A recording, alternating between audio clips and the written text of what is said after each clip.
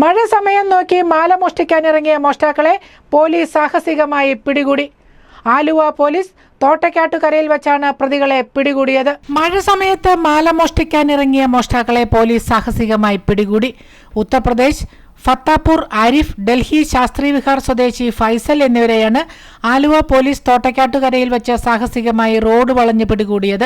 വെള്ളിയാഴ്ച പുലർച്ചെയാണ് ഇവർ ഡൽഹിയിൽ നിന്നും ആലുവ റെയിൽവേ സ്റ്റേഷനിൽ വന്നിറങ്ങിയത്.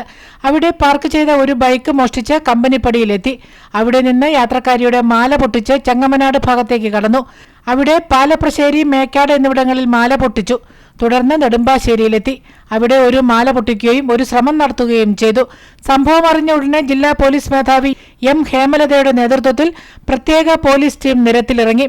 നിരവധി CCTVകൾ പരിശോധിച്ചു. ബോർഡറുകൾ അടച്ച് പരിശോധന നടത്തി. ഊടുവഴികളിലും മറ്റും അന്വേഷണം ഊർജിതമാക്കി.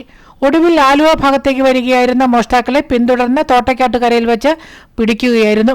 പിടികൂടുന്നതിനിടയിൽ രക്ഷപ്പെടാൻ ശ്രമമുണ്ടായെങ്കിലും സാഹസികമായി വാഹനത്തിൽ കയറ്റി. രണ്ടിടങ്ങളിൽ നിന്ന് ഇവർ പൊട്ടിച്ചെടുത്തത് മുക്കുപണ്ടങ്ങളായിരുന്നു. മോഷ്ടാക്കളുടെ ബാഗിൽ നിന്ന് കുരുമുളക് സ്പ്രേ, സ്വർണം തൂക്കുന്ന ത്രാസ്, വാഹനങ്ങൾ മോഷ്ടിക്കാൻ ഉപയോഗിക്കുന്ന ഉപകരണങ്ങൾ എന്നിവ കണ്ടെടുത്തു. പൊട്ടിച്ച സ്വർണവും കസ്റ്റഡിയിലെടുത്തു.